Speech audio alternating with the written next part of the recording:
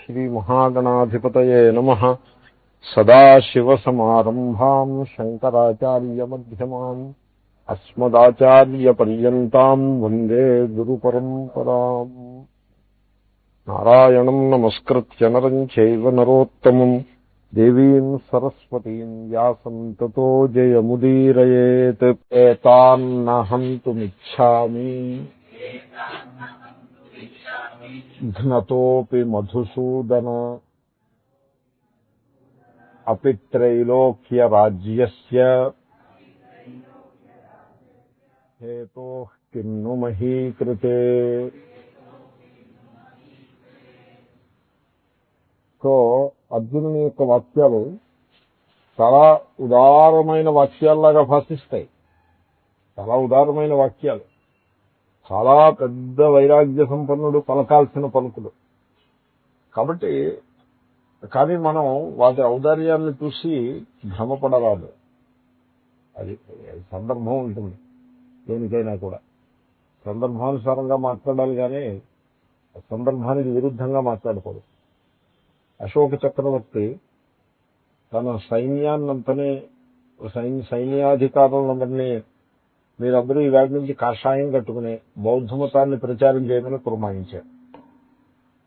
వాళ్ళు మాకేం తెలుసండి, ఈ బౌద్ధ మత ప్రచారం ఏమిటో మాకు నేర్చుకోండి, మరి ఈ కత్తులు కటార్లు ఇవన్నీ పారాయణ అవుతారు, కాషాయం కట్టుకోవాలి, బౌద్ధ మతాన్ని ప్రచారం చేయాలి అని ఆయన మొదలుపెట్టాడు. He was the first person to make India vulnerable for foreign attacks. అశోకుడు చేసిన మొట్టమొదటి స్టెప్ మూలంగా ఆ తర్వాతి కాలంలో మొఘల్స్, అంతకు ముందేమో అరబ్ దేశాల నుంచి ఎవళ్ళు పడితే వాళ్ళు ఎప్పుడు కావలిస్తే అప్పుడు వచ్చేసి అటాక్ చేసేసి దోచేసుకుని వెళ్ళిపోవటానికి ఓపెన్ దేశం, ఇది ఒక సత్రంలాగా, ఇది ఓపెన్ ఫర్ అటాక్ అనేటువంటి ఒక సమాచారం అంతా కూడా ప్రపంచం అంతా పాకిపోయింది. అరే ఇండియా రత్నగర్భ అని పేరు, very wealthy place, people are docile, the king is useless, we can just go, వెళ్ళిపోయి అటాక్ చేసి కొల్లగొట్టుకుని రావడమే. అలా మొదలయ్యారు, వచ్చారు. ఒకళ్ళు 2 సార్లు కొల్లగొట్టేసుకుని వెళ్ళిపోయిన తర్వాత ఎవరో చెప్పారు, కొల్లగొట్టుకుని మనం రానక్కర్లేదు, అక్కడే కొల్లగొట్టుకుని అక్కడే మకాం పెట్టి అక్కడే రాజ్యం వెళ్ళినా కూడా పర్వాలేదు సమాచారం ఎవరో చెప్పారు, బాబర్ పర్వాలేదు. సో ఆ స్థితి దేశానికి తీసుకొచ్చింది అశోక చక్రవర్తి. కళింగ యుద్ధంలో రక్తపాతం, అసలు కళింగ యుద్ధం అనవసరపు యుద్ధం. అవసరమైన చోట యుద్ధం చేయకుండా అనవసరమైన చోట రక్తాన్ని చూసి అవసరమైన చోట యుద్ధం మానేశాడు. ఈ అశోక చక్రవర్తి యొక్క అది మన వాళ్ళు సింబల్ కింద పెట్టుకున్నారు. నెహ్రూ గారి పాలసీ, నేను అశోకుడు తర్వాత మళ్ళీ నేనే అని వారు నెహ్రూ గారు, Himalayan blunder. So all that is wrong. మనకి దేశానికి అశోకుడు హీరోగా ఉండకూడదు, ఆదర్శంగా ఉండకూడదు. మనకి ఆదర్శం విక్రమాదిత్యుడు ఆదర్శంగా ఉండాలి. రాజ్య పరిపాలనలో విక్రమాదిత్యుడు అదే. ఇప్పుడు రాజ్య పరిపాలనకి ఎవరిని ఆదర్శంగా తీసుకోవాలి? రాముణ్ణి ఆదర్శంగా తీసుకోవాలి, దత్తాత్రేయ మహర్షిని కాదు ఆదర్శంగా తీసుకోవాలి. సన్యాసానికి దత్తాత్రేయుని ఆదర్శంగా తీసుకోవాలి, రాజ్యపాలనకి రాముణ్ణి ఆదర్శంగా తీసుకోవాలి, శత్రు సంహారానికి విక్రమాదిత్యుని ఆదర్శంగా తీసుకోవాలి. అన్నిటికీ ఇంక పిడికి బియ్యానికి ఒకే మంత్రం అంటే ఇలాగే ఉంటుంది. One should not do that. కాబట్టి అర్జునుడు మాట్లాడే మాటలని నేను ఇంతకుముందు చెప్పాను, మళ్ళీ చెప్తున్నా. So don't be carried away by his dialogue. అతను అంటున్నాడు, కానీ ఈజ్ ఎ గుడ్ గాయ్, దాంట్లో సందేహం ఉండదు. బట్ మిస్ప్లేస్డ్ గుడ్నెస్, మిస్ప్లేస్డ్ గా ఉండకూడదు గుడ్నెస్. సో తాగుబోతు వచ్చి అయ్యా బాబు అని బతిమలాడాడు అనుకోండి, మీరు కరిగిపోయి వాడికి 100 రూపాయలు ఇచ్చారనుకోండి, మీ చేతిలోంచి 100 రూపాయలకి అయితే వాడి చేతిలోంచి పడగానే వాడు వెంటనే దారు దుకాణానికి వెళ్ళిపోతాడు. వెళ్ళిపోయి శుభ్రంగా తాగేసి వచ్చి ఇంటికి వచ్చి పిల్లల్ని పిల్లల్ని శుభ్రంగా ఉతికేస్తాడు. ఎందుకంటే తాగిన వాడికి ఒక్క దరువు వేస్తే కానీ వాడికి తృప్తి ఉండదు. ఒక 4 మొత్తులు మొత్తేస్తే పిల్లల్ని భార్యని, now he can lie down, he has done his days work. కాబట్టి మనం 100 రూపాయలు కాగితం అంత దూరం తీసుకెళ్తుంది. కాబట్టి దానం చేసేప్పుడు పాత్ర మెరిగి దానం చేయాలి. ప్రేమ చూపించేప్పుడు సందర్భ శుద్ధిగా ఉండి ప్రేమ చూపించాలి. ప్రేమ మామూలుగా ప్రేమ చూపిస్తే వాడు అవతల వాడు అయోగ్యుడికి ప్రేమ చూపించారనుకోండి, దుష్టుడికి ప్రేమ చూపిస్తే వాడు ఆ ప్రేమని వీక్నెస్ కింద తీసుకుని మనకి వాడు అపకారం చేస్తాడు. వ్యక్తిగతంగా పర్వాలేదు, దేశం విషయంలో అటువంటి పనిచేసే అధికారం ఏ ఒక్కడికి లేదు. అర్జునుడికి కూడా ఆ అధికారం లేదు. కానీ అలా మాట్లాడుతున్నాడు. ఏమంటున్నాడంటే, హే మధుసూదన. మధుసూదన అనే సంబోధనలో ఒక స్వారస్యం ఉంది. మధువు అనే రాక్షసుని సంహరించిన వాడా అనే సంబోధన. అంటే నువ్వంటే రాక్షసుని సంహారం చేయడమే పనిగా పెట్టుకున్నావు, మేము అలా పనిగా పెట్టుకోక్కర్లేదు కదా అని ఒక స్వారస్యం. హే మధుసూదన, ఏతాన్ హంతుం న ఇచ్చామి. ఈ దుర్యోధనాదులను, ఈ బంధువులను, ఏతాన్ అంటే దుర్యోధనాదులని కాదు, ఈ బంధువులను, స్వజనాన్, ఆ బంధువులు వీళ్ళందరినీ సంహరించటకు నేను ఇచ్చగించుటలేదు. ఏతాన్ హంతుం న ఇచ్చామి. హంతుం అంటే కొట్టుట లేక సంహరించుట, రెండర్థాలు ఉంటాయి. హనన శబ్దానికి కొట్టడం అని అర్థం, సంహరించడం అని అర్థం, రెండూ వస్తాయి. సో యుద్ధంలో గన్ తోటి he shoot him down, he may die, he may not die, but he may die also. ఆ విధంగా అయితే నువ్వు వాళ్ళని సంహరించకుండా నిలబడి ఉంటే యుద్ధరంగంలో వాళ్ళు ఏం చేస్తారు? వాళ్ళు వచ్చి సంహరిస్తారు, అంతే కదా. యుద్ధరంగంలో ఉండి నేను వాటిని సంహరించడం అంటే వాడు వచ్చి నిన్ను సంహరిస్తాడు. దీన్ని ఏమంటారంటే either you kill or get killed అని అంటారు. You don't not have any other option, either you kill or you get killed. మరి ఆ పరిస్థితి ఉన్నప్పుడు how you can say that అంటే అంటున్నాడు, ఘ్నతోపి ఏతాన్ నహంతుమిచ్చామి. ఘ్నతః అపి, వాళ్ళు నన్ను కొట్టుతున్నా కూడా నేను మాత్రం వీళ్ళని కొట్టాలని అనుకోవటం లేదు. అంటే నేను సహిస్తానే గాని నేను ఎదురు తిరిగి దెబ్బ కొట్టాను, నేను సహిస్తాను అని ఉంటుంది. అయితే కాదు, నీవు కనుక తిరిగి దెబ్బ కొట్టినట్లయితే, నీకు విజయం లభించినట్లయితే రాజ్యం లభిస్తుంది కదా అంటే అతను అంటాడు, అపి త్రైలోక్య రాజ్యస్య. ఈ భారతదేశంలో రాజ్యాధికారం లభించడమే కాదు, ముల్లోకముల మీద కూడా నాకు ఆధిపత్యం లభించినా సరే, త్రిలోకాధిపతి, త్రిలోక రాజ్యం, త్రైలోక్య రాజ్యానికి లభించినా కూడా నేను ఎదురు తిరిగి వాళ్ళని కొట్టాను. ఇప్పుడు ఎవరు ముల్లోకాలకి రాజ్యానికి తనకి ఇవ్వడానికి ఎవరు సిద్ధంగా లేరు. కిన్ను మహీకృతే, ముల్లోకముల మీద ఆధిపత్యం ఇచ్చినా కూడా నేను వీళ్ళని సంహరించను, ఈ రాజ్యాధికారం కోసం సంహరించను అని వేరే చెప్పవలేనా? అర్థమైందన్న వాక్యం. కిన్ను మహీకృతే, మహీకృతే ఇక్కడ రాజ్యం కోసమని సంహరించను అని కిన్ను చెప్పాలా? చెప్పక్కర్లేదు. ఎందుకంటే ముల్లోకాల మీద రాజ్యాధిపత్యం ఇస్తానన్నా కూడా నేను సంహరించను అన్నవాడితోటి ఈ లోకల్ రాజ్యం కోసం నీవు సంహరించు అని చెప్పక్కర్లేదు, అనవసరం. దేర్ఫోర్ ది ఐడియా ఈజ్, ఇక్కడ రాజ్యాధికారం కానీ ముల్లోకాల మీద రాజ్యాధిపత్యం వచ్చినా సరే, వాళ్ళు నన్ను కొడుతున్నా సరే నేను వాళ్ళని తిరగబడి కొట్టాను. This is what he said. ఈ కథ మీరు వినే ఉంటారు. ఒక పాము, పుట్టలో పాము ఉండేది. అందరూ భయపడేవారు దాని దగ్గరికి వెళ్ళడానికి, ఎందుకంటే దగ్గరికి ఎవరైనా వెళ్తే కరిస్తే విషయం చాలా హాని కలిగేది. ఆ దరిదాపులకు ఎవరు వెళ్ళేవారు కాదు. ఒక సాధువు, వల్ల ఇతరులను హింసించరాదు, కాబట్టి అది ధర్మం కాదు, అది అలాగే అందరినీ కలుస్తూ ఉండడం మంచిది కాదు అని ఓ సాధువు దానికి బోధ చేశాడు. ఉంటే కథ బోధిస్తే అది ఈ సాధువు యొక్క వచనాన్ని విని ఇంకా ఎవరిని కరవడం మానేసి, క్రమంగా జనానికి అర్థమైంది ఇది కరవట్లేదు అని. ఇంకా ఆఖరికి పిల్లలకు కూడా అర్థమైపోయి వాళ్ళకు కూడా లోకు చేసేసి దాన్ని పుల్లలతోటి రాళ్లతోటి దాన్ని కొడుతూ ఉండేవాడు.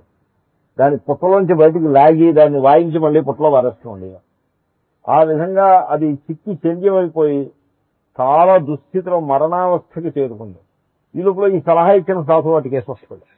ఇచ్చేవి ఇలా ఉన్నావేమిటి, ఒకప్పుడు నువ్వు మంచి పుష్టిగా ఉండేదని ఇప్పుడు ఇలా అయిపోయేటంటే మీరు ఇచ్చిన సలహానండి మహాత్మా, ఇగో ఇలా అయిపోయాను అంటే ఆయన అంటాడు, నిన్ను కరవద్దన్నాను కానీ బుస కొట్టద్దని చెప్పలేదు కదా అని అంటాడు. కాబట్టి కరవనే అక్కర్లేదు, ఖబర్దార్ అని ఒక సూచన ఇవ్వటం కూడా అవసరం. ఇలాగంటే స్టేట్మెంట్స్ చేయకూడదు. వాళ్ళు నాకు రాజ్యం అక్కర్లేదు, ముల్లోకాధిపత్యం అక్కర్లేదు, వాళ్ళు నన్ను చంపేసినా సరే నేను తిరగబడి కొట్టాను ఈ మాట ఈ ఉప్పు కనుక దుర్యోధనుడికి అందిందంటే వాడు ఎగిరి గెలిపేసేసి అరే ముందు అర్జునుని న్యూట్రలైజ్ చేసి పారాయండి అంటాడు. వీడు మనస్సు మార్చుకునే లోపల వీడిని ముందు ఖతం చేసేయండి అంటాడు. కాబట్టి ఇలాగంటే వచనాలు యుద్ధరంగంలో నిలబడి మాట్లాడటం యోగ్యమైన పద్ధతి కాదు. అది మహాత్ములు తుల్యో మానవమానయో అని శ్రీకృష్ణుడే చెప్పబోతున్నాడు. సన్యాసులు వాళ్ళు ఉన్నారంటే మానవమానాలకు అతీతంగా వాళ్ళు జీవిస్తూ ఉంటారు. అలాగా యుద్ధంలో ఉన్నవాడు అలా ఉండకూడదు. చాలా మంది ఒక ప్రశ్న అడుగుతారు, ఈ అపోజిషన్ పార్టీ వాళ్ళు ఉన్నారా, ఏదో ఒక తప్పు పట్టడమే వాళ్ళు దృష్టిగా పెట్టుకుని ఉంటారు. Maybe they are right sometimes. Vajpayee గారు ఆ సైన్యాన్ని నిలబెట్టారు పాకిస్తాన్ బోర్డర్ మీద. వీళ్ళందరినీ అక్కడ మోహరించడానికి బోలంత ఖర్చు అయింది కదా, ఎందుకు వీళ్ళని మోహరించటం, ఇదంతా వేస్ట్, యుద్ధం చెయ్యని కాటికి మోహరించటం ఎందుకు అని ఇంత అసందర్భమైన విమర్శ అదే కాని మరొకట్లేదు. మోహరించబట్టే వాడు దిగొచ్చాడు, దారికి వచ్చాడు. That is one of the important steps taken by our prime minister in bringing Musharraf round. మోహరించి ఇదిగో ఇంకొకసారి కనుక నువ్వు పొరపాటు చేసినట్లయితే నిన్ను సర్వనాశనం చేసేస్తాననేటువంటి ఒక మెసేజ్ వాళ్ళకు పంపిస్తే అప్పుడు వాళ్ళు దిగొచ్చారు. కాబట్టి వాజ్పేయి గారు మోహరించడం వల్ల ఏమిటి ఉపయోగం అంటే అది విషయం తెలుసుండి చేసిన విమర్శ కాదు. తర్వాత మోహరించడానికి ఖర్చు అవుతుందంటే ఆర్మీ మెయింటైన్ చేయడానికి ఖర్చు అవుతుంది. ఇప్పుడు మన ఆర్మీ మిత్రులు ఉంటారు, అక్కడ గార్డెన్స్ అన్ని మెయింటైన్ చేస్తూ ఉంటారు. వాళ్ళని మెయింటైన్ చేయడానికి మరి ఖర్చు అవుతుంది. కానీ ఇక్కడి నుంచి వాళ్ళని బోర్డర్కి ట్రాన్స్ఫర్ చేయడానికి ట్రాన్స్పోర్ట్ ఛార్జెస్ ఎక్స్ట్రా అయ్యాయి అంతే. మెయింటెనెన్స్ ఛార్జెస్ ఎలాగో ఉంటాయి, ఇక్కడున్నా ఉంటాయి, అక్కడున్నా ఉంటాయి. కొంచెం పెట్రోల్ ఖర్చు ఇవే అయ్యాయి. అది ఆ ఖర్చు it is required to send a strong message to Musharraf. So కాబట్టి ఆ విమర్శ చాలా తప్పది. Deterrent, it is a big deterrent. కనుక నేను వాడు కొట్టినా సరే నేను కొట్టను. మనం శాంతి అంటే ఏమిటవుతుంది, నెహ్రూ గారు ఉన్నప్పుడు ఏమైందో అదే అవుతుంది. కాబట్టి that is not correct. Arjuna should not have talked like that. He's talking like that. శ్లోకం ఉందాము. ఏతాన్నహంతుమిచ్ఛామి ఘ్నతోపి మధుసూదన అపి త్రైలోక్య రాజ్యస్య హేతోః కిన్ను మహీకృతే నిహత్యధార్తరాష్ట్రాన్నః కా ప్రీతి స్యాజ్జనార్దన పాపమేవాశ్రయేదస్మాన్ హత్వైతానాపతాయినః. మళ్ళీ జనార్దన అని సంబోధిస్తున్నాడు. జనార్దన అనే పదానికి అర్థం ఏంటి? జనాన్ అర్దయతి ఇది జనార్దన. అర్ధ అనే ధాతువుకి పీడించుట అని అర్థం. కాబట్టి జనులను పీడించువాడు ఎవరు? ఈశ్వరుడు. సో ఈశ్వరుడికి జనార్దన అని పేరు. ఎందుకంటే జనులను పీడిస్తూ ఉంటాడు. పీడిస్తాడా పీడించడా?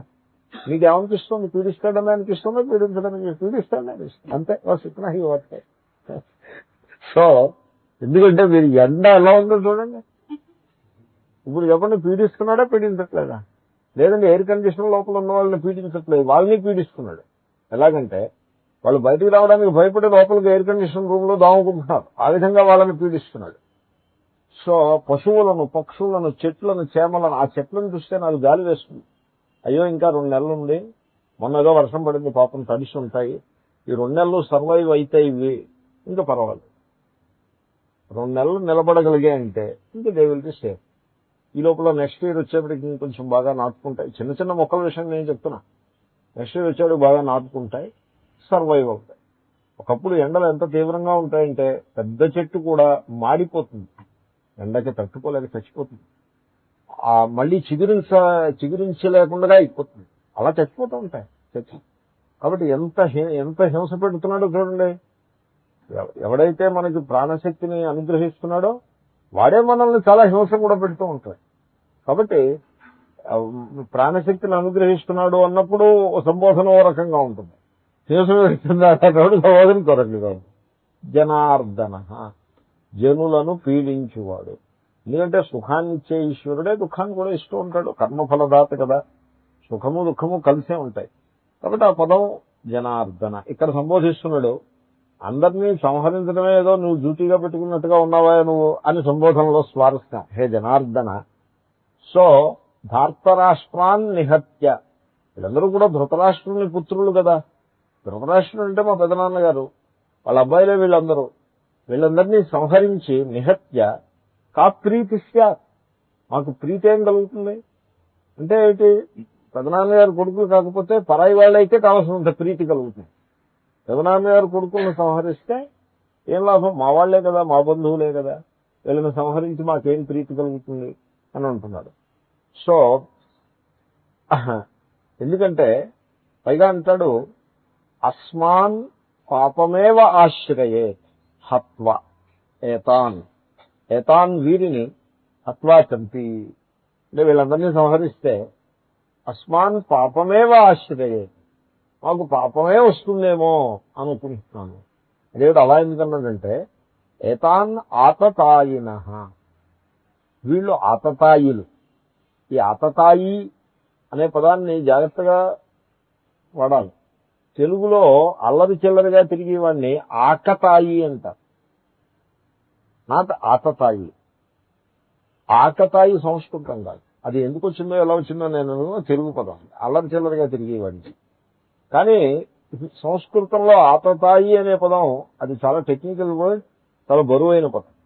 ఎవడైతే ఇంటికి నిప్పు పెట్టి చంపుతాడో, అన్నంలో తిని అన్నంలో విషం కలిపి చంపుతాడో, నిద్రపోతుండగా ఇంటికి నిప్పు పెట్టి చంపుతాడు, తిని అన్నంలో విషం పెట్టి చంపుతాడు. తర్వాత రాజు ఆదమరచి ఉన్నప్పుడు రాజుని కూలద్రోసి కుట్ర పన్ని, కూడి అటాక్ అని అంటారు, ఒక కుట్ర ఒకటి పన్ని రాజుని కూలద్రోసి తాను సింహాసనాన్ని బలాత్కారంగా ఆక్రమిస్తాడు. థర్డ్, తర్వాత పరస్త్రీని కిడ్నాప్ చేస్తాడు. ఫోర్త్, ఇగో వీళ్ళ ఈ రకం 4 రకాల దోషాలు, మహాపాపాలు. ఈ పాపాలు చేసిన వాళ్ళని ఒక్క పాపం చేస్తే చాలు, వీటిలో ఏ ఒక్కటి చేసినా వాళ్ళని ఆతతాయి అని అంటారు. సో ఆతతాయి శబ్దానికి నిర్వచనం అది. తర్వాత ధర్మశాస్త్రకారులు ఏమని చెప్పారంటే ఆతతాయిని ఏ రకమైన సంకోచము లేకుండా సంహరించవలసినది అని ధర్మశాస్త్రకారులు నిర్వచనం చెప్పారు. కిడ్నాప్ చేస్తూ పట్టుబడితే వాడికి తప్పనిసరిగా ఉరిశిక్ష వేస్తారు. ఇప్పుడు దేర్ ఆర్ మోడర్న్ టైమ్స్ లో కొన్ని స్టేట్స్ లో ఉరిశిక్ష యొక్క రేటు చాలా ఎక్కువ. ఇక్కడ భారతదేశంలో ఒక 10-20 మర్డర్స్ చేసి మేము ఇప్పుడు జనప్రవాహంలో నిత్య జీవితంలో మేము దాన్ని ఏదో అంటారు, దాన్ని ఏమంటారంటే main stream of the life, జనజీవన స్రవంతి, జనజీవన స్రవంతిలో మేము కలిసిపోతాము అంటే వాళ్ళకి లోన్లు ఇస్తారు. 10-20 మర్డర్స్ చేయాలి ముందు. మామూలుగా మీరు మామూలుగా ఉండి నిరసన జీవన కలుగుతారంటే మీకు ఎవడు పావలా కూడా లోన్లు ఇవ్వడు. ముందు 10-20 మర్డర్స్ చేయాలి. ఒక 2-3 మందు పాత్రలు పేల్చి 4-5 బస్సులు 5-6 పోలీసులు వాళ్ళందరినీ సంహరించడం, ఒక హిస్టరీ క్రియేట్ చేయాలి. చేసి ఇదిగో నేను లొంగిపోతున్నాను. ఎందుకు లొంగిపోతున్నారండి మీరు అంటే జనజీవన స్రవంతిలో కలవడానికి లొంగిపోతున్నాను. వెల్కమ్, మీకు 5 కోట్లు లోను, 5 లక్షలు లోన్ ఇచ్చారు. అండ్ మరి చేసిన మర్డర్స్ అన్నీ ఏమవుతాయి? What about that? This is one thing which I fail to understand. So అంటే మర్డర్స్ చేసిన దానికి ఫలం ఏంటంటే లోన్ ఇస్తారు. లోన్ ఇచ్చి వాడిని షాప్ పెట్టుకుని. ఈ లీగల్ సిస్టమ్ అంత వీక్ గా ఉండకూడదు. లీగల్ సిస్టమ్ స్ట్రాంగ్ గా ఉండాలి. ఇప్పుడు కొన్ని స్టేట్స్ ఉంటాయి. అమెరికాలో క్యాపిటల్ పనిష్మెంట్ ని అబాలిష్ చేయాలని యూరప్ వాళ్ళు ఫ్రెండ్స్ కదా, యూరప్ నుంచి చాలా ప్రెషర్ ఉంది, కానీ వాళ్ళు ఒప్పుకోవట్లేదు. They are not abolition. అమెరికాలో ప్రతి సంవత్సరం a few people are hanged to death. Hang చేస్తున్న క్యాపిటల్ పనిష్మెంట్ ఉంది. ఎలక్ట్రిక్ షాక్ ఇస్తారు. ఎలక్ట్రిక్ షాక్ వీళ్ళు చూస్ చేసుకోవచ్చు. ఎలక్ట్రిక్ షాక్ కానీ అయితే ఇంజక్షన్, లేథల్ ఇంజక్షన్ కానీ ఇచ్చి సంహరిస్తారు. హ్యాంగ్ మెన్స్ సిస్టమ్ తీసేస్తారు. ఏదో కొంచెం మోడర్న్ మెథడ్స్ వచ్చాయి. సో ఈ ప్రతి ఇయర్ కూడా ప్రతి స్టేట్ లోనూ తప్పనిసరిగా క్యాపిటల్ పనిష్మెంట్స్ ఉంటాయి. They don't want to abolish it. ఎందుకంటే వాళ్ళు కొన్ని క్రైమ్స్ ని ఐడెంటిఫై చేశారు. ఈ క్రైమ్స్ కి క్యాపిటల్ పనిష్మెంట్ ఇస్ పక్క. Premeditated murder is one of them. So అదే మర్డర్ అయినప్పుడు this fellow was not unintentional murder అనుకోండి, క్యాపిటల్ పనిష్మెంట్ ఇవ్వరు. ప్రీమెడిటేటెడ్ మర్డర్, వీడిని చంపాలి అని వీడు ప్రయత్నం చేసి ఆ దృష్టికోణంతో ఆ విధంగా ప్లాన్ చేసి చంపితే క్యాపిటల్ పనిష్మెంట్ ఇస్తారు. అలాగే ఇంకా there are few things like that. Singapore లో క్యాపిటల్ పనిష్మెంట్ ఎక్కువ. Singapore is city state. అక్కడ if the person is found with drugs, ఈ డ్రగ్స్ ఉంటాయి కదండి, మాదక ద్రవ్యాలు, ముఖ్యంగా హిరాయిన్ మొదలైన drugs. If the person is found with drugs and then he is proved that he is trading in drugs, అది ప్రూవ్ అవ్వాలి. ఒకప్పుడు బై మిస్టేక్ ఎవడో తీసుకొచ్చి మన సంచిలో డ్రగ్గులు పెట్టాడు అనుకోండి, అది వేరే సంగతి. అలాంటప్పుడు ఏం చేయరు, పట్టుకుంటారు, జైల్లో పెడతారు, అదంతా వేరే. వీడు he is trading in drugs, retail కానీ హోల్సేల్ కానీ. ఇది డ్రగ్ అని తెలిసి ఒక ఎడిక్ట్ కి డ్రగ్ ని వీడు అమ్ముతున్నాడు అని ప్రూవ్ కనుక అయితే క్యాపిటల్ పనిష్మెంట్ ఇస్తారు. ఒక్కసారి కనుక వాళ్ళ చేతిలో పట్టుబడితే ఇంకా వాడిని రిలీజ్ చేయించేటువంటి శక్తి ఏ దేశానికి లేదు. ఫ్రెంచ్ వాడు పట్టుబడితే ఫ్రెంచ్ వాడిని క్యాపిటల్ పనిష్మెంటే, అమెరికన్ పట్టుబడితే అమెరికన్, ఎవడైనా సరే ఏ దేశము కూడా ఇంటర్ఫీర్ అవడానికి లేదంటే. ఆ విధంగా వాళ్ళు they have killed hundreds of such smugglers. So much so you don't have any smuggling in Singapore. ఈ డ్రగ్ స్మగ్లింగ్ ఉండదు. కాబట్టి there are few occasions, few crimes which are particularly recognised as very special crimes. వాటికి capital punishment ని recommend చేస్తోంది శాస్త్రం. ధర్మశాస్త్రాలు అలా చెప్తున్నాయి. కాబట్టి ఇక్కడ కూడా ధర్మశాస్త్రాల్లో ఏమని చెప్పారంటే ఆతతాయికి సంహారమే శిక్ష. వాడు కనుక పౌరుడైనట్లయితే అరెస్ట్ చేసి ప్రూవ్ చేసి వాడినేమో హ్యాంగ్ చేసి చంపాలి. వాడే రాజ్యాధికారంలో ఉన్నవాడైతే ఏం చేయాలి, అటాక్ చేసి యుద్ధరంగంలో వాడిని సంహరించాలి. అంతేగాని you cannot leave him alone. ఇప్పుడు ఈ దుర్యోధనుడు ఉన్నాడే, వీడు పక్కా ఆతతాయి. ఎందుకంటే భీముడికి అన్నంలో విషం కలిపి చంపి ప్రయత్నం చేశాడు, వన్ ఆతతాయి, దట్ ఈజ్ ఎనఫ్. వీళ్ళు నిద్రపోతుంటే లక్క ఇంట్లో పెట్టి వీళ్ళకి ఇల్లు కాల్చి చంపడానికి ప్రయత్నం చేశాడు, సెకండ్ ఆతతాయి. తర్వాత ద్రౌపదిని వనవాసంలో ఉండగా సైంధవుడు కిడ్నాప్ చేస్తాడు. ఇప్పుడు ఆ సైంధవుడు ఆతతాయి అని ఇప్పుడు ఈ సైంధవుడికి కొమ్ము కాస్తున్నాడు దుర్యోధనుడు.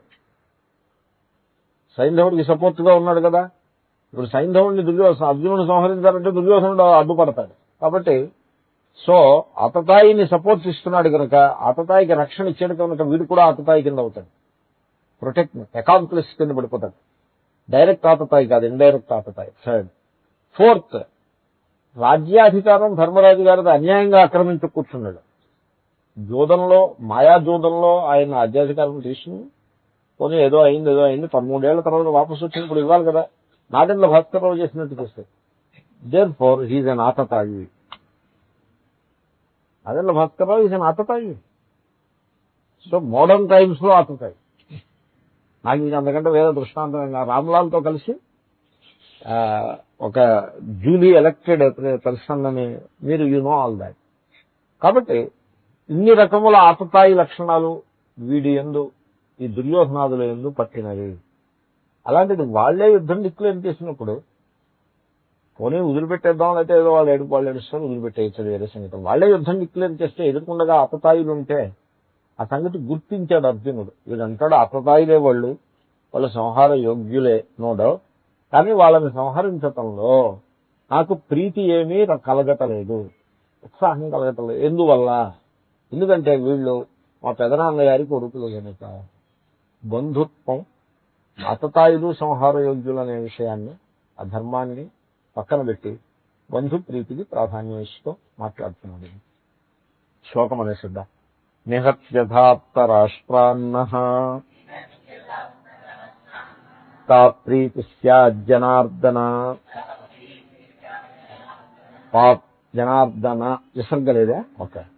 పాపమేవాశ్రయేదస్మాన్ హత్వైతానాతతాయినః. తస్మాన్నార్హా వయం హంతుం ధార్తరాష్ట్రాన్ స్వబాంధవాన్ స్వజనం హి కథం హత్వా సుఖినః శ్యామ మాధవ. హే మాధవ, మాధవ మాధవ అంటే శ్రీకృష్ణుని పేరు.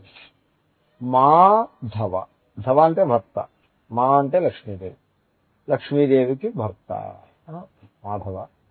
తస్మాత్ అందువలన వయం మేము ధార్తరాష్ట్రాన్ హంతుం ధృతరాష్ట్రపుత్రులను సంహరించుటకు నా అర్హాహ తగము. అంటే మేము ధృతరాష్ట్రుని పుత్రులను దుర్యోధనాదులను సంహరించుట తగదు, తగని పని. ఎందువల్ల? ఆతతాయులు కదా, ఆతతాయులను సంహరించడం తగని పని ఎందుకు అవుతుంది? తగిన పనే అవుతుంది కదా. అంటే స్వబాంధవ, వాళ్ళు మా బంధువులు కనుక వాళ్ళని సంహరించటం తగదు అని ఒక జనరల్ రూల్ చెప్తున్నాడు. స్వజనం హత్వా కథం సుఖినః శ్యామ. అంటే ఎవరినైనా సంహరిస్తే నిద్రపోతాడు హాయిగా, కానీ ఆ సంహరింపబడ్డవాడు స్వజనం అయితే మటుకు కష్టం. అది సంగతి. సో పూర్వానికి ఒక జడ్జి గారు ఒక ఆయన ఉండేవారు. ఆయన క్రిమినల్ జడ్జి, క్రిమినల్ కోర్టు ఉంటుంది కదండి, civil court, criminal court. Criminal court judge గారు ఆయన. ఆయనకి క్యాపిటల్ పనిష్మెంట్ వేసడంలో ఆయన నిష్ణాతుడు. ఆయన అప్పటికి 36 క్యాపిటల్ పనిష్మెంట్స్ ఆయన జడ్జిమెంట్లు ఇచ్చారు. పూర్వకాలం మాట నేను చెప్తున్నా. సో ఆయనకి రాత్రిపూట, రాత్రి 6 7 మొన్నాడు ప్రజెంట్ చేయబోయే కేసుల్ని ప్రజెంట్ చేస్తారు. పూర్వం జ్యూరిస్డిక్షన్ అంతా అదే, జ్యూరిస్ప్రూడెన్స్ కొంచెం క్విక్ గా ఉండేది. అంటే దర్బార్ని కన్వీన్ చేస్తారు, దాంట్లో జడ్జి ఉంటాడు, ఇతర విద్వాంసులు జనం అందరూ కూర్చుని ఉంటారు. And arguments will proceed, witnesses వస్తాయి. 1 day 2 days లో కేసు సెటిల్ చేసేస్తారు. ఇప్పుడు మోడర్న్ టైమ్స్ లో లాగా ఆ కేసుని అలాగా మంత్స్ అండ్ ఇయర్స్ తరబడి సాగతీయటం ఉండేది కాదు. Quick justice, two delayed justice ఉండకూడదు కదా, క్విక్ జస్టిస్ ఉండాలి. ఎనీవే, సో అలాగంటే కథ ఇది, ఆ రోజుల నాటి కథ. సో రాత్రి పబ్లిక్ ప్రాసిక్యూటర్ ఆయనకు ఒక రిపోర్ట్ ఇస్తాడు. ఏమని, ఈవేళ ఈ కాట్ ఒక యంగ్ మ్యాన్ బార్లో బాగా తాగేసి ఆ తాగుడు మైకల్లో కచ్చిపుచ్చుకుని ఎవరినో మర్డర్ చేసేసాడు. ఆ కేసు హీరింగ్కి వస్తోంది రేపు అని తెలుస్తున్నాయి. సరే, ఆయనకి ఇలాంటి కేసులన్నీ అలవాటే. 36 మందికి క్యాపిటల్ పనిష్మెంట్స్ ఇచ్చాడు ఆయన. ఆయన మనస్సులో అనుకుంటాడు, సరే తాగేసి ఆ తాగుడు మైకంలో ఎవరినో కచ్చిపుచ్చుకు పొడి చేసాడంటే వీడు he's a case for capital punishment అని అనుకుని మామూలుగా మొన్నటి పొద్దున్న కోర్టుకు వస్తాడు. కోర్టుకు వచ్చి బోన్ మీద ఎక్కుతాడు. ఎక్కగానే కేసులు, ఏ కేసులు ఉన్నాయి, 3-4 కేసులు ఉంటాయి. సరే, ముందు ఆ మర్డర్ కేసు ప్రవేశపెట్టండి. ఇక్కడ మర్డర్ కేసు ప్రవేశపెడతారు. ఆ మర్డర్ క్రిమినల్ ఎవరంటే ఈయన కొడుకే. చూస్తాడు, చూసి హీ వాజ్ జస్ట్ స్టన్డ్. అడుగుతాడు public prosecutor, this young man is he the one? Yes. Proof ఉందా? ఉంది. ఎలాంటి ప్రూఫ్ అంటే పక్కా ప్రూఫ్, ఇంకా ప్రూఫ్ లో తేడా అయినా. అంటే అప్పుడు ఆ జడ్జి అప్పటికప్పుడు he drafts a resignation letter. నేను నా జడ్జి పదవికి రిజైన్ చేస్తున్నాను అంటే అప్పుడు పబ్లిక్ ప్రాసిక్యూటర్ అంటాడు, యూ కెనాట్ రిజైన్. నీ రెసిగ్నేషన్ లెటర్ ఇవాళ సాయంకాలం అది ఎఫెక్ట్ లోకి వస్తుంది. నువ్వు ధర్మాసనం మీద కూర్చున్నావు కనుక ఈ కేసులన్నింటి మీద జడ్జిమెంట్లు ఇచ్చేసి ఆ తర్వాత రిజైన్ చేయి. కుర్చీ మీద దిగాక రిజైన్ చేయి. నేను అక్కడ కూర్చొని రిజైన్ చేయడానికి వీల్లేదు. కాబట్టి judge this cases, you listen to the arguments అని చెప్తారు. అంటే అప్పుడు ఆ న్యాయాధికారి, please allow me to resign అంటే, no, king also will not give permission. Then అతను ఆ case will gives capital punishment. కాబట్టి మా బంధువులు వీళ్ళందరినీ సంహరించినట్లయితే మాకు సుఖం ఎలా వస్తుంది అని అంటున్నారు. అర్జునుడు ఇంతకు ముందు ఎంతో మందిని సంహరించాడు, ఒకళ్ళని ఇద్దరిని కాదు, ఎంతెంతో మందిని సంహరించాడు. ఊరికే సంహరించడమే కాదు, అడవిలో ఒక పశువు మీద కూడా బాణం వేసి సంహరిస్తారు. వేట, పశువు మీద బాణం వేయడం అనవసరం, పశువుని వీళ్ళు కొట్టి దేనికి వినోదం కోసం. కాబట్టి అర్జునుడు వినోదం కోసం లేకపోతే ఒక ఆట కోసం క్రీడ కోసం ఒక ఒక యానిమల్ మీద బాణం వేసినటువంటి పరిస్థితి ఉంది. కాబట్టి అర్జునుడికి రక్తపాతం కొత్త ఏం కాదు, సైనికుడు కదా. బట్ ఇప్పుడు స్వజనము అనే మాట ఏదైతే ఉందో అది that has brought about sudden change in his thinking. అంటే నా అభిప్రాయం అర్జునుడు సర్వాత్మ అయోగ్యుడని ప్రూవ్ చేయటం అంత తాత్పర్యం కాదు. That is not what I'm trying to say. చాలా దయాగుణం గలవాడు, కృపావిష్టుడు కదా మనం చూసాం. దయాస్వభావం గలవాడు, నిస్వార్థపరుడు, రాజ్యం మీద లాలస లేనివాడు, దుర్యోధనుడు లాంటి వాడు కాదు. But at the same time అతను ఇస్తున్నటువంటి ఆర్గ్యుమెంట్ తప్పని నేను అంటున్నాను. ఇప్పుడు నెహ్రూ గారు చెప్పిన ఆర్గ్యుమెంట్ సరికాదంటే దాని అభిప్రాయం నెహ్రూ గారు ఇంకా A to Z తప్పని నా అభిప్రాయం కాదు. ఈ పర్టికులర్ ఏరియాలో ఆయన పాలసీ రాంగ్ అని నేను అన్నా. అంతేగాని అదర్ ఏరియాస్ లో he could be a wonderful person. But like Arjuna ఈ పర్టికులర్ ఏరియాలో ఈ థింకింగ్ మాత్రం తప్పు. నెహ్రూ గారు అంటే is a historic person. That's why I am saying is no more around or anything. Even the public persons we refer to in our talk, something like that. Tarvat. Yadyapyete na pashyanti lobhopahata chetasaha kulakshayakritam dosham mitradrohe cha patakam. చూడండి, అర్జునుడు ఏమంటున్నాడంటే ఈ యుద్ధంలో అనేక దోషాలు ఉన్నాయి. ఆ దోషాలు స్పష్టంగా నాకు కనబడుతున్నాయి. కానీ ఇప్పుడు నాకు దోషాలు కనబడితే సరిపడదు. ఆ దోషాలు దుర్యోధనుడు కూడా చూడాలి కదా. యుద్ధం మంచిది కాదు అని రెండు పక్షాల వాళ్ళు అనుకుంటే యుద్ధం ఆగుతుంది. ఏదో ఒక పక్షం వాళ్ళు అనుకుంటే ఉపయోగం ఏమిటి? ఇప్పుడు ముషరఫ్ వాజ్పేయి గారు ఇద్దరూ అనుకోవాలి యుద్ధం మంచిది కాదని. కేవలం వాజ్పేయి గారు ఒక్కరూ అనుకుంటే లాభం లేదు. అవతల వైపు వాడు కూడా అనుకోవాలి. ఎందుకనో అనుకున్నట్టున్నాడు కాబట్టి యుద్ధం లేదు, ప్రస్తుతానికి ఆగింది, మంచిది, సంతోషం. సో కానీ దుర్యోధనుడు అనుకోవాలి కదా.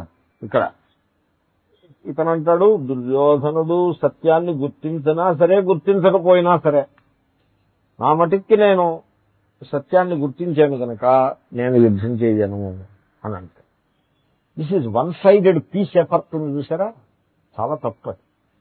ఎప్పుడు కూడా వన్ సైడెడ్ పీస్ ఎఫర్ట్ అది శోభనివ్వదు, క్షత్రియులకు శోభనివ్వదు. వన్ సైడెడ్ పీస్ ఎఫర్ట్ ఎవరికంటే సన్యాసులకి వాళ్ళకి they move away from the scene and they do not present themselves as a party. ఇప్పుడు కూడా సన్యాసంలో అది శోభనిస్తుంది. సన్యాసి కంపీట్ చేయకూడదు, అది ఆశ్రమం యొక్క లక్షణం. అర్జునుడికి తెలుసు ఆ సంగతి, అంచేతనే అర్జునుడు సన్యాసం తీసుకుంటానని కంగారు పడతాడు కూడా. That is also they. శ్రీకృష్ణుడికి తెలుసు, కానీ అర్జునుడు సన్యాసానికి ఇంకా అర్హుడు కాదని ఆయన అభిప్రాయం. ఏదో తాత్కాలికమైన ఆవేశంతో సన్యాసం అంటున్నాడే గాని వీడు నిజంగా రాగద్వేషాలకు అతీతుడై సన్యాసం అంటలేదు. తాత్కాలికంగా ఆ యుద్ధము అది చూస్తే అతనికి చాలా ఇబ్బంది అనిపించి ఈ యుద్ధం నుంచి తప్పించుకోవడం ఎలాగా అని మనస్సులో ప్రశ్న వేసుకుని క్షత్రియుడు కదా నేను యుద్ధం చేయలేనని నాకు ఉత్సాహంగా లేదని వెళ్ళిపోతే గాజులు అవి ఇస్తారు ఇంటికి వెళ్తే. అది కాబట్టి that is not an option. ఇంకా that leaves only one option. అదేమిటంటే సన్యాసం. ఆత్మహత్య చేసుకోకూడదు, ఆత్మహత్య మహాపాపం. He knows that. కాబట్టి ఇంకా అతనికి మిగిలిన ఆప్షన్ ఒక్కటే, లెజిటిమేట్ ఆప్షన్ ఒక్కటే ఉన్నది సన్యాసం. చెప్పాను కదండి, బిల్లులు కట్టడం అవి కష్టంగా ఉంటే సన్యాసం తీసుకుని అలాగంటే సంథింగ్ లైక్ దాట్. జిజ్ఞాస కంటే జిహాస యొక్క ధోరణి ఎక్కువ. అంచేతనే శ్రీకృష్ణుడు వద్దు నాయన నీకు సన్యాసం వద్దు, నీ డ్యూటీ నువ్వు చేయి, తర్వాత సన్యాసం. తర్వాత మీరు గమనించండి, ఎవరినానో ఇలాంటివి తరచుగా మనకి నాలాంటి పోటీగాడికి ఇలాంటి అనుభవాలు వస్తూ ఉంటాయి. చాలా మంది తారసిల్లుతారు. ఒకళ్ళు ఏమంటారు, కొంతమంది ఏమంటారంటే, నేను ఎవరిని వ్యక్తిగతంగా చెప్పండి, జనరల్ గా స్వామీజీ ఇంకా మేము ఇల్లు వాకిలు వదిలిపెట్టేసి మీ దగ్గరికి వచ్చేస్తాము అంట. అంటే నేనంటాను why, what is the issue అంటే, ఇప్పుడు జాబ్ లో ఉన్నాము, జాబ్ మీద ఇంట్రెస్ట్ లేదు. ఎందువల్ల ఇంట్రెస్ట్ లేదు అంటే ఏదో కొంత ధనం సంపాదించా, ఇంకా ధనం మీద ఇంకా ఆ జీతం మాకు ఇంట్రెస్ట్, ఆ జీతం మాకు అవసరం కాదు. You can do without that salary. నేనేమంటానంటే, నేను వెంటనే నా సలహాను ఇస్తా, నీకు ఏ జాబ్ మీద ఇంట్రెస్ట్ లేదో దానిని శ్రద్ధగా లేని ఉత్సాహాన్ని తెచ్చుకుని నువ్వు 3 సంవత్సరాలు చేయి, ఆ తర్వాత ఆలోచిద్దామని సలహా చెప్తాను. ఎందుకంటే that is the real proof for the persons capacity. ఆ వైరాగ్యం అనేది దృఢంగా నిశ్చయం చేసేటువంటి టెస్ట్ అది. తర్వాత ఇంకోటి, నువ్వు ఈ జాబ్ వదిలిపెట్టి మరో జాబుకు వెళ్ళొద్దు. ఎందుకంటే నీ తాత్పర్యం జాబ్ నందు లేదు కనుక, నీ తాత్పర్యము కేవలము దాన్ని త్యాగం చేసేసి సన్యాసం తీసుకోవాలనే దృష్టే కనుక, ధనం మీద నీకు ఇంట్రెస్ట్ ఎలాగూ లేదు కనుక నువ్వు జాబ్ మార్చొద్దు. ఇప్పుడున్న జాబ్లోనే ఉండు. దాంట్లో నీకు ఇంట్రెస్ట్ లేదు, you try to develop interest. దాంట్లో నీకు you have too many grievances, try to overcome all those grievances and do that job. అప్పుడు దానివల్ల ఏమవుతుందంటే ఒక అద్భుతమైనటువంటి సంస్కారం డెవలప్ అవుతుంది మనస్సులో. ఏమిటో తెలుసిన సంస్కారం, రాగద్వేషములకు అతీతంగా కర్తవ్య కర్మను చేయగలుగుతా. సామాన్యమైన విషయం కాదు. ఎందుకంటే మనము చేసి పనంతా కూడా ఎప్పటికీ రాగద్వేషములకు చేత ప్రేరితమై ఉంటుంది. ఇప్పుడు వంట వండుకుంటారు, వంట వండుకున్నప్పుడు ఎలా వండుకుంటారు? రాగద్వేషాలను బట్టి వండుకుంటారు. డాక్టర్ ఏమని చెప్తాడు? నీవు భోజనం చెయ్యి, భోజనం మానేయద్దు, కానీ రాగద్వేషములు కాకుండా చక్కగా ఆరోగ్య దృష్ట్యా నీవు ఆహారం తీసుకో అని చెప్తారు. సో అదేవిధంగా మీరు కర్మని చేసుకునే ఉంటారు. కర్మ చేయటం మానేసి ప్రసక్తే లేదు, కర్మని చేసుకునే ఉంటారు.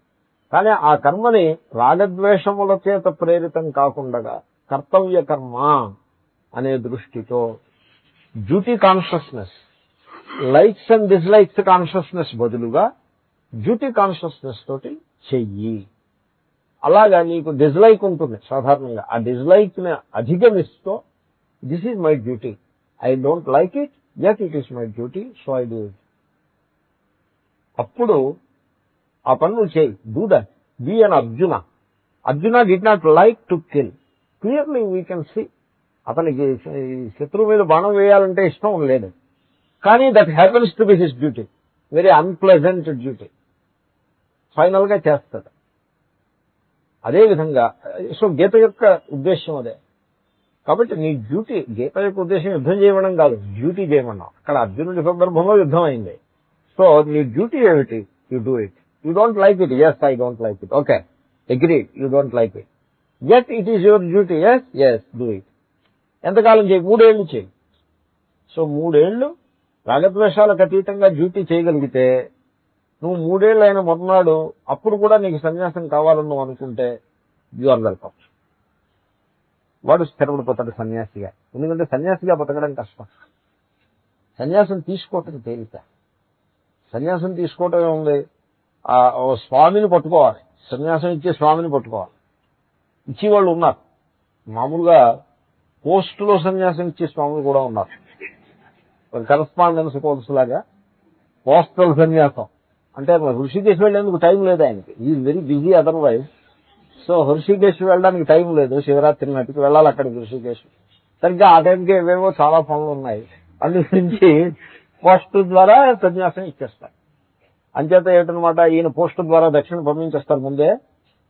ఆయన పోస్ట్ ద్వారా సరిగ్గా శివరాత్రి నాటికి ఈయన అన్ని విధంగా కొరియర్ లో ఆ సన్యాస దుస్తులు, మంత్రం గాయకుని రాసి పంపించేస్తారు. అక్షతలు, ఆశీర్వచన అక్షతలు అవి స్వీకరించేసి సరిగ్గా ఆ వేళ పొద్దున్న ఈ సన్యాసం వేసేసుకుని, స్నానం చేసి డ్రెస్ వేసుకుని, ఆ మంత్రం తీసేసుకుని, జపం చేసేసి ఒక మాల అక్షతను నెత్తి మీద వేసుకుని తన పొందడం చూసుకుంటారు. ఇది పోస్టల్ సన్యాసం అని అంటారు. It is there really, there are people who have taken sanyasa by post. కాబట్టి సన్యాసం తీసుకోవటం అంత తేలికదే కానీ మరొకటి లేదు. అది కష్టం కాదు, కానీ సన్యాసిగా నిలబడడం కష్టం, సన్యాసిగా జీవించటం కష్టం. అంచేతనే చాలా చోట్ల మీకు ఏం కనపడుతుందంటే సన్యాస బికమ్స్ ఏ ప్రొఫెషనల్ అయిపోతుంది, దాని యొక్క విలువ తగ్గిపోతుంది. So very unfortunate state of affairs. So సన్యాసిగా జీవించటం చాలా కష్టం. నేను మొన్న చూశాను, అదేదో నియోజకవర్గం ఎలక్షన్ గొడవ కదా ఇప్పుడు, రాయబరేలియో అమేథీయో ఏదో నియోజకవర్గంలో ఆయన పేరు వేదాంతి, సన్యాసి. ఆయన పేరు వేదాంతి, ఏదో రామనారాయణ వేదాంతో రామశరణ్ వేదాంతి. సన్యాసి. నేను ఆయన ముఖం చూసి చాలా మహాత్ముడు ఆయన, పెద్ద ఆయన, సన్యాస పక్కా సన్యాసి, కాషాయ అంబరధారి. తర్వాత జటలు గడ్డం అది పాపం ఎంతో కాలం నుంచి సన్యాసిగా బతుకుతున్నాడు ఆయన.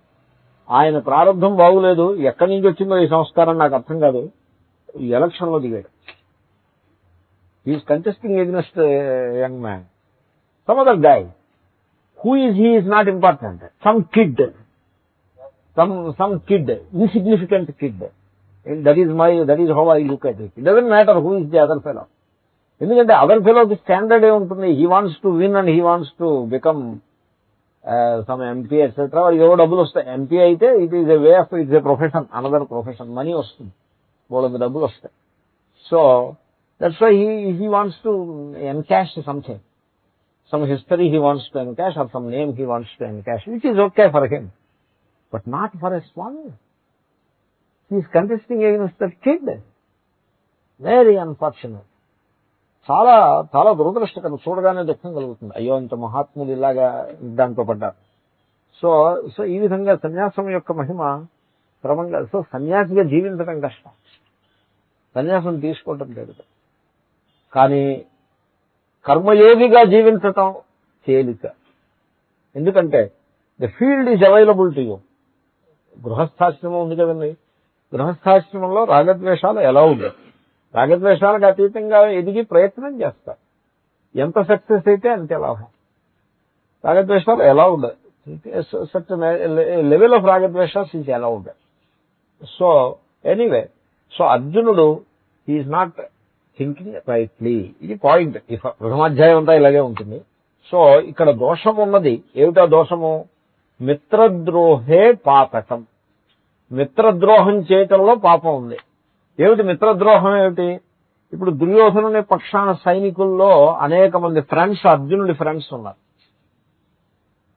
ధర్మరాజు గారి సైన్యంలో అనేక మంది ఆ దుర్యోధనాదుల యొక్క ఫ్రెండ్స్ ఉన్నారు.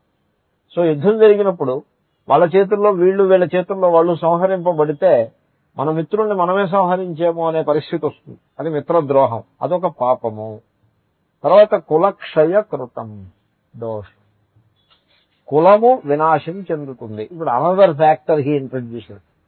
ఈ పైన కులము అనే మాట వచ్చిన తర్వాత ఈ పైన ఇంకా కులం గోలే ఉంటుంది, కుల ప్రసక్తే. సో ఈ కులము నాశనం అవుతుంది. కులము అంటే వంశము అని అర్థం. సో ఏమిటి వంశం ఎలా నాశనం అవుతుందంటే, ఇటువైపు అటువైపు ప్రధానంగా కౌరవులు పాండవులు, అందరూ కౌరవులే, పాండవులు కూడా కౌరవులే, కురువంశీయులే. ఇటొచ్చి ధృతరాష్ట్ర మహారాజు వీళ్ళని కలుపుకోలేదు కాబట్టి విడతీసేసి ధృతరాష్ట్రుని పుత్రులు కౌరవులే, పాండుపుత్రులు కౌరవులే. కానీ ధృతరాష్ట్రుడు ఆ కురువంశాధికారాన్ని తన కబ్జాలో పెట్టుకుని దుర్యోధన ధర్మరాజాదులను దూరంగా నెట్టేసి ప్రయత్నం చేశాడు కనుక వీళ్ళని పాండవులని వ్యవహరిస్తున్నామే గాని వాస్తవంలో పాండవులు కూడా కౌరవులే, కురువంశీయులు. కాబట్టి ఇటువైపు మరణించినా అటువైపు మరణించినా కురువంశానికి సంబంధించిన ఒక మనిషి మరణిస్తాడు.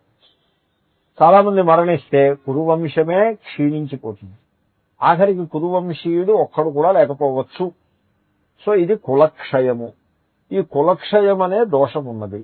మిత్రద్రోహం అనేది ఇంకొక దోషం. ఇవి పాపాలు.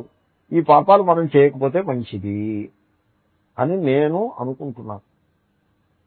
అయితే ఈ మాట దుర్యోధనుడు కూడా అనుకోవాలి. దుర్యోధనుడు కూడా అనుకున్నాడు అనుకోండి, ఇది సమస్య లేదు. ఇప్పుడు యుద్ధం చేస్తే మన దేశానికి నష్టము, పాకిస్తాన్ వాళ్ళకు కూడా నష్టమే. ఇద్దరికి, రెండు పక్షాల వాళ్ళకే నష్టమే. ఈ మాట ముషరఫ్ అనుకోవాలి. ఈనాడు వాజ్పేయి గారు అనుకుంటే ఏం లాభం? ముషరఫ్ కూడా అనుకోవాలి. వాడు అనుకోపోయినా నేను అనుకుంటానంటే దట్ ఈజ్ రాంగ్. సో అర్జునుడు సరిగ్గా అలాగే అంటున్నాడు. యద్యపి ఏతేన పశ్యంతి. దుర్యోధనాదులు ఈ ద్వివిధ దోషాన్ని, ఈ యుద్ధం జరిగినట్లయితే కులం క్షయమైపోతుంది, మిత్రద్రోహం అనేటువంటి దోషం ఉంటుంది. ఈ ద్వివిధ దోషాన్ని వీళ్ళు చూడలేకపోతున్నారు. నేను చూస్తున్నాను, నాకు కనబడుతోంది దోషం స్పష్టంగా. whereas these people are unable to see. యద్యపి ఏతేన పశ్యంతి.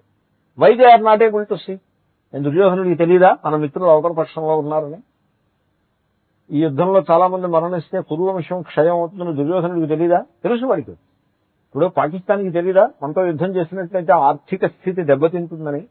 ఉన్న ధనాన్నంతని కూడా ఆయుధాలను కొనుక్కోవటానికే వినియోగిస్తే సమాజం యొక్క అభివృద్ధి కుంటుపడుతుందని పాకిస్తాన్ వాళ్ళకి తెలియదా? తెలుసు.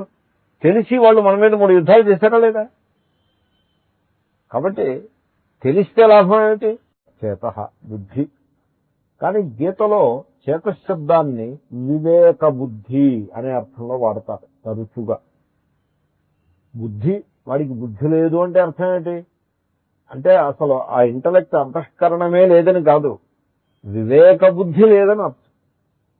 అంతేగాని ఇప్పుడు 2 × 2 = 4 అని తెలుస్తుందా తెలీదా? తెలుస్తుంది, అంటే బుద్ధి ఉన్నట్టే, ఆ మాత్రం బుద్ధి ఉన్నట్టే. కానీ వివేకంతో ఈ దోషములు ఈ కమిటేసి దేహాన్ని కొనసాగిస్తే ఈ దోషాలని మనం పరిహరిస్తే మంచిది, ఈ యుద్ధం వల్ల లాభం కంటే దోషం ఎక్కువ ఉంది అనే సత్యాన్ని వాడు గుర్తించాలి.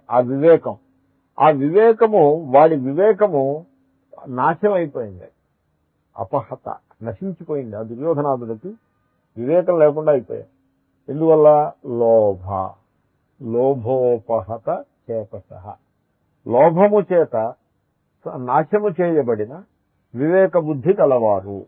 మామూలుగా వాళ్ళు చదువుకున్న వాళ్లే. వ్యాసాదుల యొక్క దగ్గర ఈయనెవరు, భీష్మాచార్యులు, ద్రోణాచార్యులు మొదలైన పెద్ద పెద్ద వాళ్ళ దగ్గర అధ్యయనం చేసిన వాళ్లే. వాళ్ళకి ధర్మం ఏమిటో తెలుసు, వివేకం ఉన్నవాళ్లే.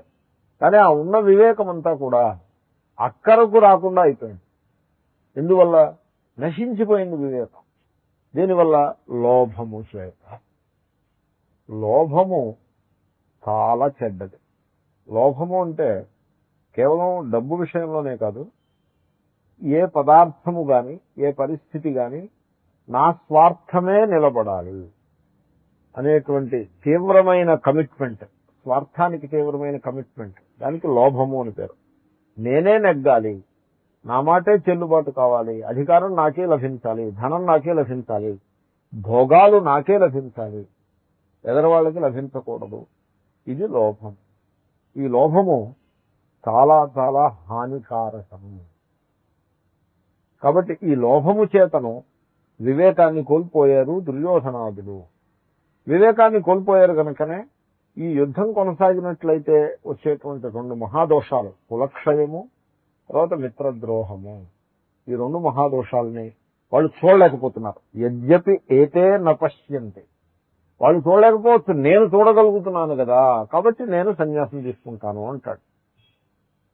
So that is his argument. వాళ్ళు చూడలేకపోతున్నారని నిజమేనండి, కానీ నేను చూడగలుగుతున్నాను కనుక నేను యుద్ధం చెయ్యను. శ్లోకం అనేసిద్దాం. యద్యప్యేతే నపశ్యంతి లోభోపహత చేతసః కులక్షయకృతం దోషం మిత్రద్రోహే చ పాతకం. సో ఈ కులక్షయము అనే ఒక కొత్త ఆర్గ్యుమెంట్ ఒకటి బయటకు వచ్చింది. ఇంకా ఈ ఆర్గ్యుమెంట్లు ఎలా ఉంటాయంటే, ఒక మాట దొరికిందంటే ఇంకా అదే పట్టుకుని ముందుకు పుష్ చేసేటువంటి సందర్భం కింద ఉంటుంది. అంటే మంచి పాయింట్ దొరికిందంటే ఇంకా అదే పట్టుకుని పుష్ చేస్తారు.